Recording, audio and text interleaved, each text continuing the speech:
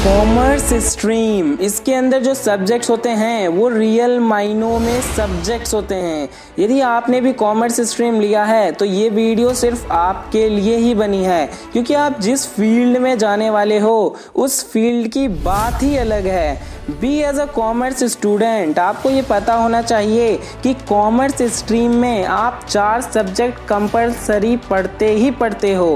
पहला business studies, दूसरा accountancy, तीसरा इकोनॉमिक्स और चौथा इंग्लिश। इसके अलावा आपके पास खुली आज़ादी होती है कि आप एक और सब्जेक्ट कौन सा ऐड करना चाहते हो। आपके पास ऑप्शंस होते हैं, हिंदी और या फिर कोई भी दूसरा language, maths, computer, physical education, psychology. इनमें से आपको कोई भी एक सब्जेक्ट या फिर कहीं कहीं 2 सब्जेक्ट भी चुनने पड़ते हैं, जो कि डिपेंड करता है कि आप कहाँ रह रहे हो, कौन से जगह रह रहे हो, कौन से स्टेट में रह रहे हो। जैसे यदि मैं हरियाणा बोर्ड की बात करूँ तो हरियाणा बोर्ड में business studies, accountancy, English and Hindi compulsory subject हैं और आपको चुनना होता है मैथ्स और इकोनॉमिक्स में से कोई एक सब्जेक्ट।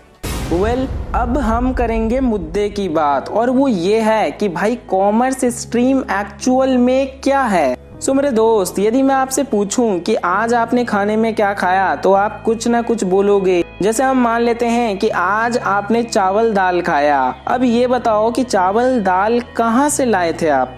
ऑब्वियसली दुकान से, है ना। और दुकान में जो आदमी बैठा रहता है वो चावल दाल कहाँ से लाया होगा? ऑब्वियसली फैक्ट्री से। तो यार उस दुकानदार ने फैक्ट्री से अपने शॉप तक चावल दाल को पैदल चलकर तो नहीं लाया होगा, क्यों, है ना। वो लाया होगा किसी ट्रक में भरकर। सीधी बात करूं तो ये कि ये जो पूरा प्रोसेस था चावल और दाल को किसान के घर से आपके घर लाने का प्रोसेस, उसी का नाम है कॉमर्स। मतलब किसी सामान को प्रोडक्शन प्लेस से कंजम्पशन प्लेस तक लाने का जो प्रोसेस है उसी को कॉमर्स कहते हैं। ये फोटो देखो आप, इसमें आपको क्या दिख रहा है? लेफ्ट साइड में प्रोडक्शन प्लेस दिख रहा होगा, यानी कि वो प्लेस जहां निर्माण होता है किसका? सामान का। और राइट साइड में आपको कंजम्पशन प्लेस दिख रहा होगा, यानी वो प्लेस जहां निर्माण किए गए सामान को यूज किया जाता है। अब बीच में देखो आपको एक टूटा फूटा ब्रिज दिख रहा होगा। इस ब्रिज को ट्रेड कहते हैं, हिंदी में बोले तो व्यापार। और वो जो आदमी है जो ब्रिज पर चल रहा है उसको कहते हैं हम व्यापारी। व्यापारी क्यों कहते हैं? क्योंकि वो एक सामान को प्रोडक्शन प्लेस से कंजम्पशन प्लेस तक ले जा रहा है। तो ट्रेड का मतलब होता है कि प्रोड्यूस्ड सामान को कंजम्पशन के लिए कंजम्पशन प्लेस तक पहुंचाना। इसके अंदर आप किसी ट्रक में चावल और दाल को प्रोडक्शन प्लेस से कंजम्पशन प्लेस तक ले जाने के प्रोसेस को शामिल कर सकते हो, जैसा कि हमने एग्जांपल में देखा था। अब इस टूटे फूटे ब्रिज में है खतरा, तो इस खतरे से जो एक्टिविटीज हमें बचाता है, जो हमें बचा सकती हैं, उनको कहते हैं एड्स टू ट्रेड। क्या कहते हैं? Aids to trade. यानी ट्रेड को सेफ्टी एंड सिक्योरिटी प्रदान करने वाले सभी एक्टिविटीज वो सब एड्स टू ट्रेड कहलाते हैं। जैसे पहले एक आदमी टूटे फूटे ब्रिज से सामान ले जा रहा था और ब्रिज को पक्का बनवाकर ट्रक से सामान ले जाने को एड्स टू ट्रेड कह सकते हो आप। इस स्टोरी से क्या समझ आया आपको? मुझे ये समझ आया कि trade plus aids to trades is equals to commerce. चलो अब क्योंकि आपको कॉमर्स का असली मतलब पता चल गया है और अब आप समझ गए हो, तो आपसे एक क्वेश्चन पूछता हूँ। आप जो कुरकुरे खाते हो वो प्रोडक्शन प्लेस पर बनता होगा, है ना, और उसे बनाती होगी कोई एक बिजनेस एंटिटी।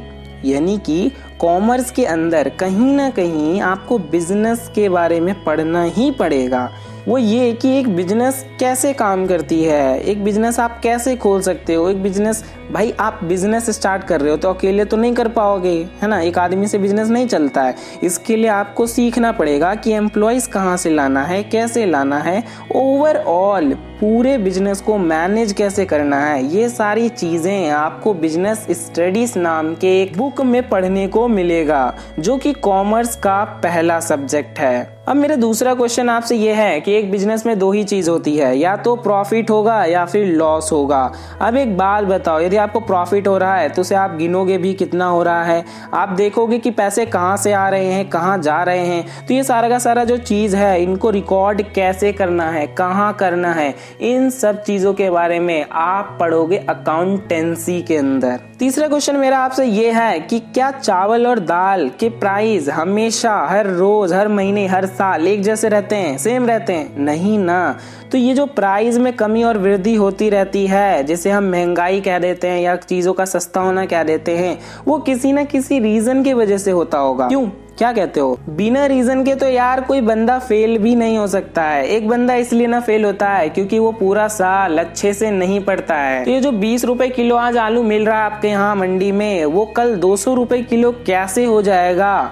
उसके पीछे कुछ ना कुछ रीजन तो होना चाहिए। तो उस रीजन को फाइंड आउट करता है इकोनॉमिक्स। यानी एक चीज आपको क्लियर हो गई कि बिजनेस स्टडीज, अकाउंटेंसी और इकोनॉमिक्स इस दुनिया के बेस्ट सब्जेक्ट हैं, क्योंकि डेली लाइफ में आप यही तो करते हो, है ना? सब्जी खरीदते हो, कुरकुरे खाते हो, हिसाब किताब करते हो और क्या करते हो यार। ओवरऑल कॉमर्स सब्जेक्ट पढ़ते पढ़ते आप अपनी डेली लाइफ को रिलेट कर पाओगे। नेक्स्ट है इंग्लिश। तो भाई आज के समय में सबको पता है और आपको भी पता ही होगा कि इंग्लिश के बिना आप कुछ नहीं हो। हर जगह भाई इंग्लिश का हुआ फैला हुआ है। यदि आपको इंग्लिश नहीं आती तो आप कुछ नहीं कर सकते हो आज के समय में। सो इंग्लिश बहुत इंपॉर्टेंट सब्जेक्ट है। अब बात कर लेते हैं कि ऑप्शनल में क्या ले भाई, क्या ले ऑप्शनल में।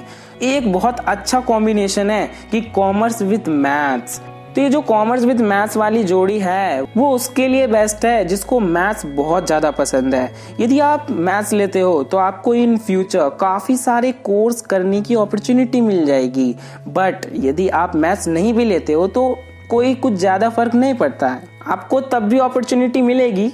ये नहीं है कम मिलेगी, बहुत ज्यादा कम मिलेगी, नहीं भाई, अपॉर्चुनिटी आपको बहुत मिलेगी। मतलब यदि पहले आपको मैथ्स के साथ यदि 1000 अपॉर्चुनिटीज मिल रही थी तो हो सकता है आप मैथ ना लो तो आपको सिर्फ 950 अपॉर्चुनिटीज मिले।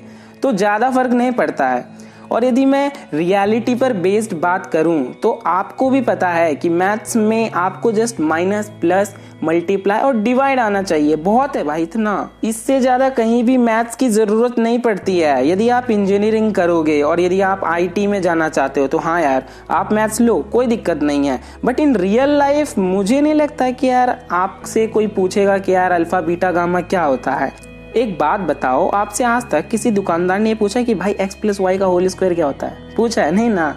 सीधी बात यह है कि आप वो पढ़ो जो आप अपने रियल लाइफ में यूज कर सकते हो, जो आपके सच में कहीं ना कहीं काम आ सकता है, वो पढ़ो। अकॉर्डिंग टू मी 1st से 10th तक का मैथ्स आपके लिए बहुत है। एंड 11th में तभी मैथ्स लेना जब आपको इंजीनियरिंग वगैरह करना हो, आईटी में जाना हो। ये सोचकर मत लेना कि यार मैथ्स मेरा बहुत अच्छा सब्जेक्ट है, फेवरेट सब्जेक्ट है, इसीलिए मैं ले लेता हूँ ना भाई। यदि आप ये सोचकर मैथ्स लोगे ना तो मैथ्स मुझे भी ले लेना चाहिए था, क्योंकि मैंने नहीं लिया maths. You will not believe, मेरे 10th क्लास में 100 आउट ऑफ 100 आए थे मैथ्स में, बट तब भी मैंने मैथ्स नहीं लिया क्योंकि मुझे पता था यार मैथ्स का रियल लाइफ में कहीं यूज नहीं है और मैं कोई आईटी और इंजीनियरिंग भी करने वाला नहीं था, इसीलिए मैंने मैथ्स नहीं लिया।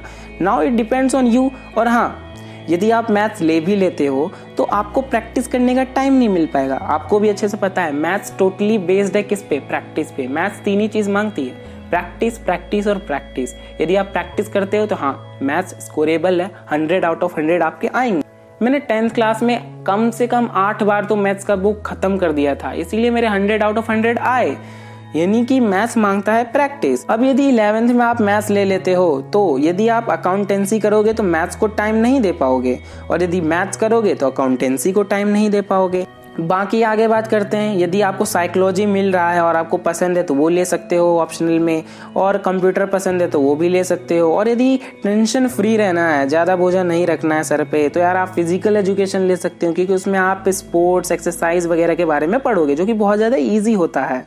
अकॉर्डिंग टू मी यदि आप कॉमर्स स्ट्रीम ले रहे हो तो कहीं ना कहीं आपका डिसीजन एक बेस्ट डिसीजन होने वाला है। 2 साल बाद आपको ये अफसोस नहीं करना पड़ेगा कि यार मैंने कॉमर्स ले लिया, बल्कि कॉमर्स एक ऐसा स्ट्रीम है जो हर एक बंदा लेने के बाद ये जरूर बोलता है कि यार लाइफ में जीने का तरीका तो इसी स्ट्रीम में सीखने को मिलता है। इवन जो स्टूडेंट्स फूला ना समाते हुए 11th में साइंस ले लेते हैं, उनमें से आधे स्टूडेंट्स 12th तक आते आते साइंस को छोड़कर कॉमर्स ले लेते हैं। तो आप कॉमर्स लो और आपका कॉमर्स लेने का डिसीजन आपको कभी निराश नहीं करेगा, ये मेरा दावा है। आर्ट्स और साइंस से भी ज्यादा इजी और काम में आने वाला सब्जेक्ट यदि कोई है तो वो है कॉमर्स। कॉमर्स लेने के बाद आप हर एक फील्ड में जा सकते हो, हर एक फील्ड में, हर जगह कॉमर्स वालों की मांग है भाई, हर जगह। 12th करने के बाद आप कॉमर्स के साथ बहुत से कोर्स कर पाओगे। आप सीए बन सकते हो जिसकी मंथली सैलरी ही भाई लाखों में होती है, सीएस कर सकते हो, बिजनेस खोल सकते हो, बैंक में जा सकते हो, कंपनी के मैनेजर बन सकते हो, कंपनी चला सकते हो और भी बहुत कुछ भाई। तो आज के लिए बस इतना ही। यदि आपने इस चैनल को सब्सक्राइब कर लिया है तो वेल एंड गुड, लेकिन यदि आप पहली बार इस चैनल पर आए हो